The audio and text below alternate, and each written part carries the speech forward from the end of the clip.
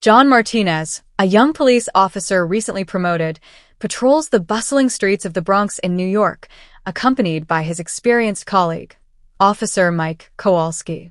Martinez, still early in his career, is full of energy and determination, eager to prove himself in one of the city's most well-known neighborhoods, famous for its cultural diversity but also its security challenges. Kowalski, on the other hand, is a veteran of the force. He has spent more than 20 years walking these same streets and knows every corner, every familiar face. His reassuring presence and methodical approach contrast with the enthusiasm and impatience of his younger partner. The night is cool, but the tension is palpable. Around every corner, they remain alert, aware that the apparent calm can be deceptive. The neon lights of small shops and the dim lights of bars illuminate the sidewalks, creating a play of shadows and lights that adds to the atmosphere. In some corners, groups of young people chat loudly, while passers-by hurry home, heads down, trying to avoid confrontation. Martinez and Kowalski know that in this neighborhood, the unexpected is the norm, and every night can be radically different from the one before. As they move slowly in their patrol car, Kowalski notices a figure in a parked car off to the side, under a flickering streetlight. At first glance, the scene seems harmless, but in this neighborhood, experience has taught him to be vigilant. A black man, alone behind the wheel, appears to be quietly observing the surroundings, as if waiting for something or someone. This behavior draws Kowalski's attention, and suspicious, he asks John to stop so they can check the situation more closely. The two officers exit their vehicle and approach the driver's side of the parked car. Kowalski, leading, taps gently on the window, his face stern and focused, trying to establish immediate control of the situation. "Good evening, sir. Can you show me your papers?" Kowalski asks in a firm but neutral, professional tone. The man behind the wheel, visibly calm and showing no signs of hesitation, glances briefly at the officers, then slowly opens the glove compartment to retrieve his papers. He hands the documents to Kowalski without saying a word, his face impassive, his eyes hidden behind sunglasses despite the darkness of the street. John, standing slightly back, watches the scene closely, trying to grasp the nuances of the exchange between his partner and the stranger. He senses a certain tension but remains alert, ready to intervene if necessary. Kowalski takes the papers and quickly scans them, his expression hardening imperceptibly. He hesitates for a moment, as if thinking about what to say or do next. Then, an almost imperceptible change occurs in his behavior. A sinister gleam crosses his eyes. He leans slightly closer to the open window, bringing his face closer to the man's. "This is not what I want," Kowalski murmurs, his voice lowered to almost a whisper, cold with menace. "I want money. Otherwise, you'll go to jail for disturbing the peace, or worse." John stands frozen for a moment, tension building inside him like a rising tide. He has often heard of situations where officers cross the line, but he never imagined his own partner could end up on the other side of that line. A cold sweat runs down his back as he watches Kowalski, who seems transformed, and the man in the car, calm and impassive, showing no fear in the face of the threats. "Excuse me," the man finally responds, his voice firm and controlled. "I gave you what you asked for." Kowalski straightens up, quickly glancing around to ensure no one is watching them. The street is empty, bathed in the silence of the night. Satisfied, he leans in again, bringing his face even closer to the window, his expression hardening further.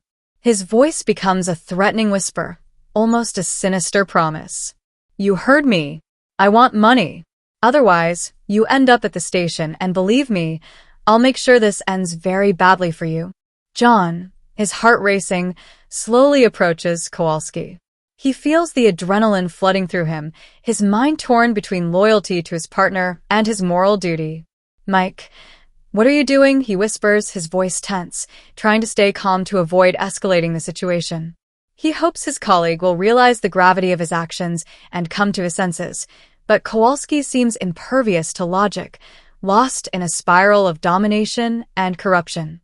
The man in the car watches them silently, his eyes hidden behind the sunglasses, but John can sense he is neither impressed nor frightened. After a brief silence, he sighs, like a disappointed parent dealing with a misbehaving child. Slowly, he slides his hand into the inner pocket of his coat, pulling out not a bill, but a business card, which he hands to John. The latter, hesitating, takes the card, and a detail immediately catches his attention.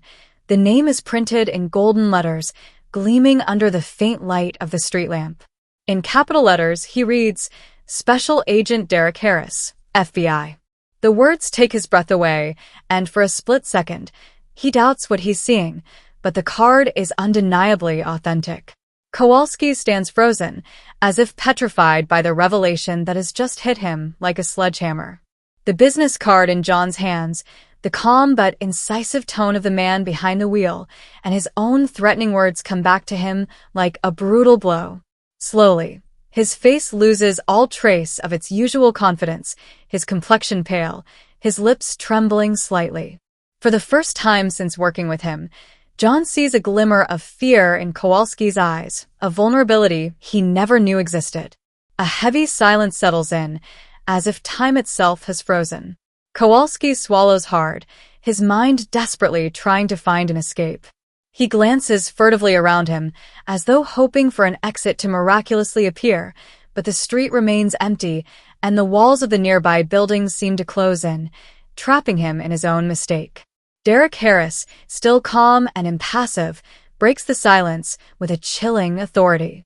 Officer Kowalski, I think we need to discuss your behavior. What you just did isn't just abuse of power, it's an attempt at extortion and harassment, serious offenses that could end your career. Kowalski is speechless, unable to meet the federal agent's piercing gaze. He feels the weight of the consequences bearing down on him, and panic begins to creep behind his frozen expression. Derek straightens slightly in his seat, crossing his arms, his posture radiating total control over the situation.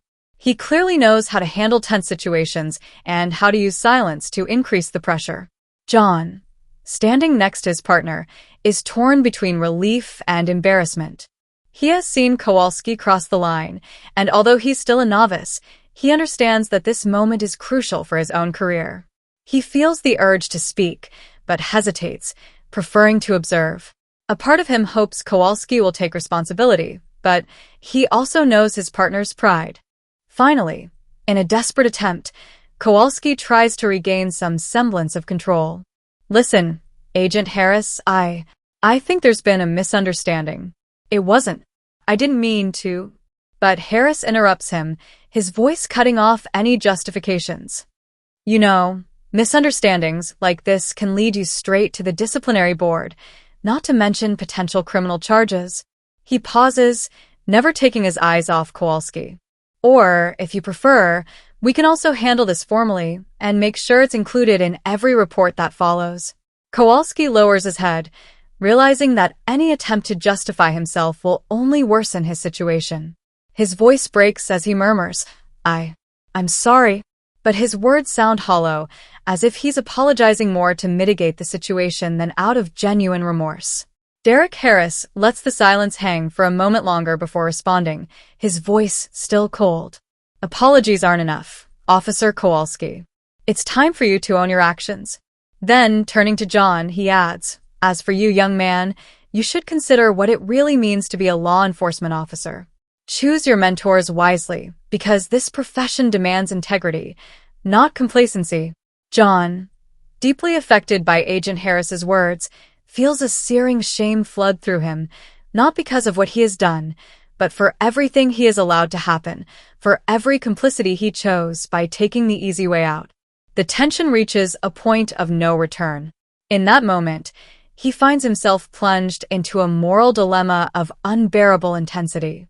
Should he break the unwritten code of loyalty that binds him to his partner, or should he honor his oath to protect and serve, even if it means betraying the one who is supposed to stand by him? The weight of this decision crushes him. His heart races, and his breath becomes shallow. This is no longer just about petty corruption. He is faced with a choice between his own integrity and betraying a colleague. His thoughts swirl as he measures the consequences.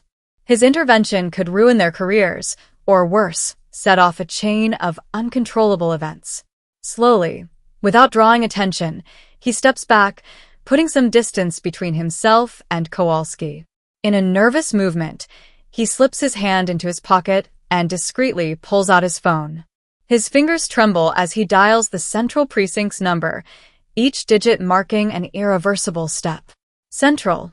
This is Officer John Martinez, badge 4721. He murmurs, his voice low but resolute. I need a unit on site immediately. Critical situation. FBI agent in danger. Presumed extortion involving a NYPD officer. He hangs up before Kowalski has any inkling. Phone barely tucked away, he takes a deep breath and turns toward Kowalski, his jaw clenched. It's now or never. Mike, enough, he says, his voice louder than he intended, ringing like thunder in the oppressive silence.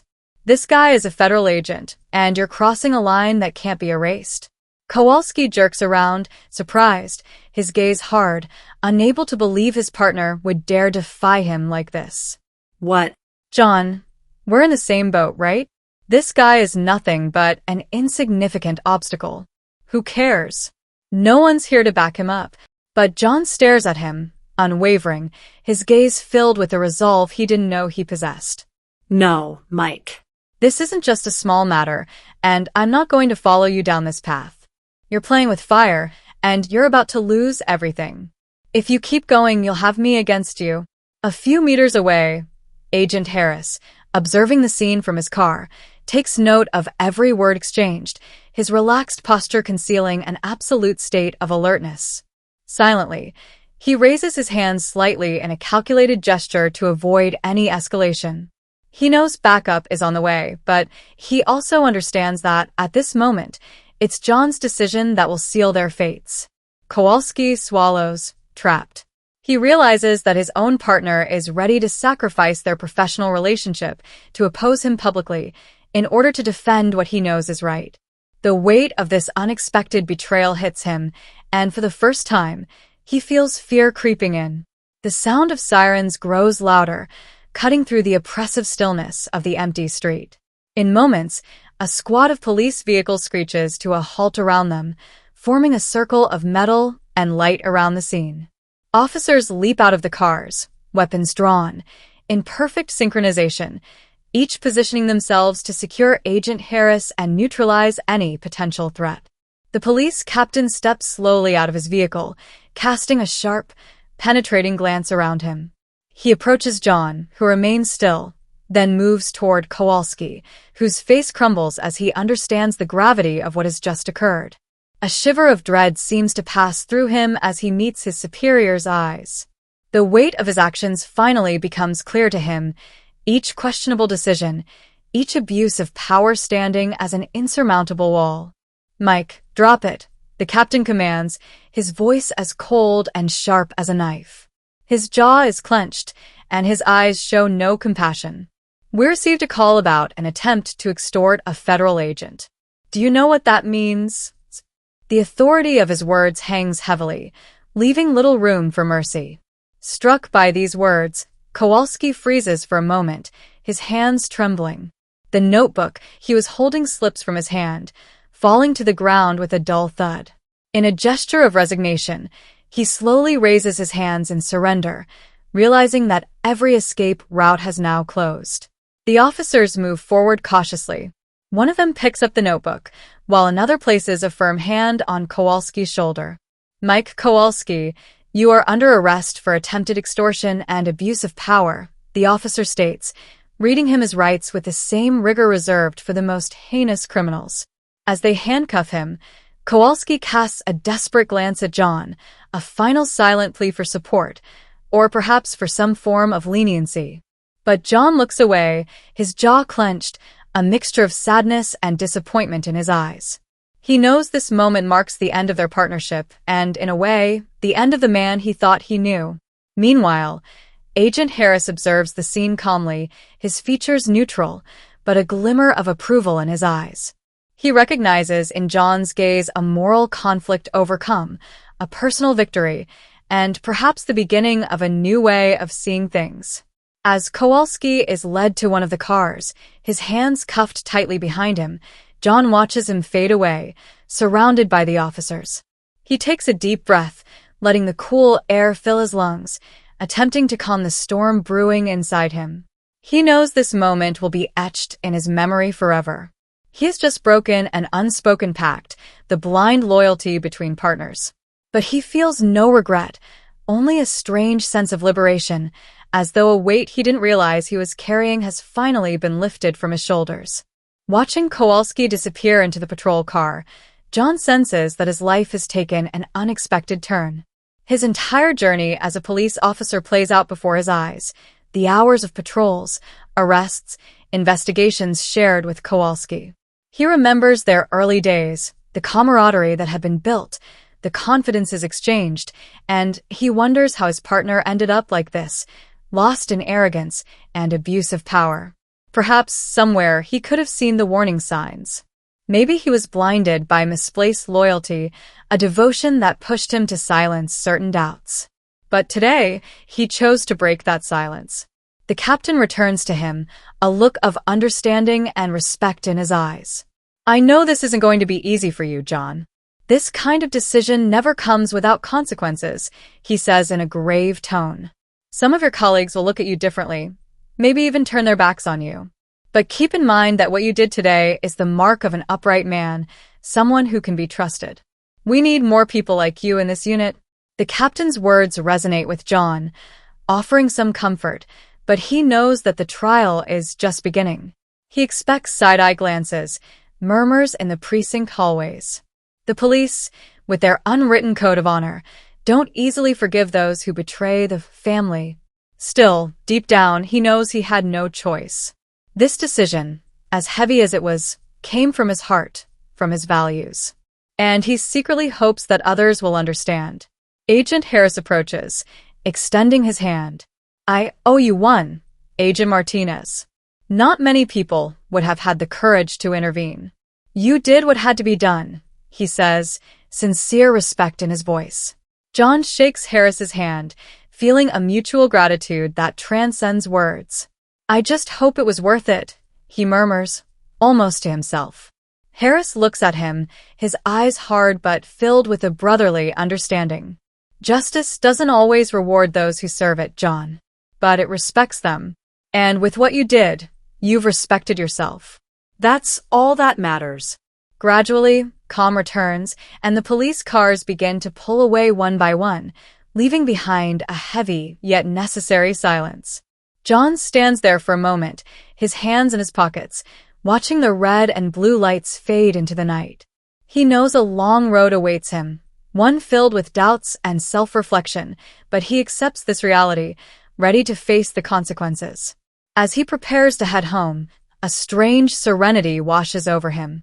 For the first time in a long time, he feels at peace with himself, knowing that he found the strength to act as an upright man, despite everything. In the dim light of the empty street, John Martinez, police officer, no longer sees himself as just a cog in a complex machine, but as a man who chose his own path, whatever the cost. A few days later, Kowalski is transferred to a federal prison, facing serious charges of corruption and extortion of a federal agent.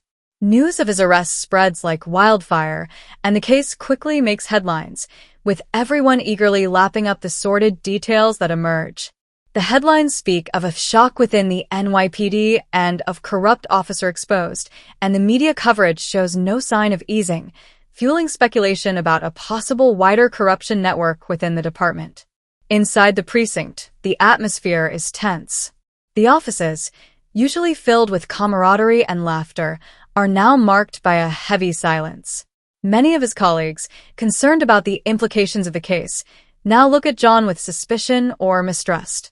He can feel the whispers behind him in the hallways, furtive glances that turn away when he approaches, and some even deliberately avoid him, fearing that his decision to expose Kowalski might also compromise them. Yet, in his heart, John knows he made the right decision. It's a conviction that reassures him, even in the midst of the storm surrounding him. By taking this risk, He not only protected the integrity of a federal agent, but he also acted according to his own principles, a choice that allows him to look at himself in the mirror without shame. This certainty gives him the strength to get through this difficult time. Days pass, and as social pressure mounts, John often finds himself alone in the cafeteria, pretending to drink his coffee or read a report. The conversations around him revolve around the department's response, the possibility of an internal investigation, and the ramifications for the department. Even though he receives a few words of support from some of the older officers, most prefer to keep their distance, probably concerned about their own position within the hierarchy. He doesn't know whether this situation will last or if things will eventually return to normal, but he's beginning to realize that loyalty and friendship in this line of work can be as fragile as shards of glass. The captain calls him in for a meeting, and as John enters his office, he feels a mixture of apprehension and hope. The captain seems thoughtful, his gaze focused on a pile of files. When John sits down, he can see the concern on his superior's face. "John," the captain begins, "I know this is tough right now, but I want to tell you that your decision to expose Kowalski was brave. It's rare in our field. It's going to make waves, but we need to make sure it doesn't affect your career." John nods, appreciating that the captain's support is a ray of light in his sea of uncertainty. "Thank you, Captain. I'm trying to hold my head high, but it's complicated with the way people are treating me now." The captain nods. "It won't be easy. But remember, real allies will show themselves in adversity. Hang in there and don't hesitate to call me if you need to talk. I'm here to support you." As he leaves the office, John feels a little lighter, even though the shadow of suspicion still lingers around him. He decides to focus on his work and continue doing what is right, hoping that time will heal the wounds and redefine the relationships he has with his colleagues. Over the days that follow, he begins to receive anonymous messages of support, notes slipped under his door with words of encouragement and gratitude for having had the courage to speak the truth. It gives him hope. Maybe change is possible, and maybe other officers are ready to stand up against corruption. He knows it will take time, but he's determined to stay on this path because for the first time, he feels like he's contributing to something greater than himself. One morning, as he's leaving his shift, John is surprised to see Special Agent Derek Harris waiting for him at the entrance of the precinct. Harris, still calm and imposing, approaches him with a subtle smile. "Martinez, I owe you one," Harris says, extending his hand. John, still a bit nervous, shakes the agent's hand. "I was just doing my job," John replies modestly, though he knows it goes far beyond his duties. Harris shakes his head. "No, you did more than that. You risked your career to do what was right. Not many people in this city can say that." Suddenly, Harris does something that takes John by surprise. He pulls him into a brotherly hug, a rare gesture from such a reserved man. John freezes for a moment, surprised, before returning the embrace. This simple act symbolizes all of Harris's gratitude and the respect he now holds for John. Pulling away, Harris smiles. "I'll make sure your superiors understand the importance of what you've done. I'll personally request that you be promoted. You deserve to rise through the ranks, Martinez. You've proven you have not only courage but also integrity." John, stunned, doesn't know how to respond. A promotion? He never imagined that such a difficult night could lead to this. He looks at Harris with gratitude. "Thank you, Agent Harris. It means a lot to me," he says, his voice filled with emotion. Harris nods, then gives him a friendly pat on the shoulder. "Take care of yourself, Martinez. I'm sure our paths will cross again." As Harris walks away, John stands there, still in shock at this turn of events. The weight of the situation begins to lift, and a sense of pride grows within him. He knows that tonight, he made a decision that not only saved a man's life, but could also change the course of his own career. A few weeks later, John is officially promoted. His colleagues, who once looked at him with suspicion, begin to understand that he did what none of them would have had the courage to do. With his new position, John commits to continuing to serve justice with honesty and to never give in to corruption. This story highlights the fact that, in life, sometimes it's necessary to make painful decisions to ensure a greater justice. It is an inspiring example of how a single decision can change not only a life, but also the way others perceive you.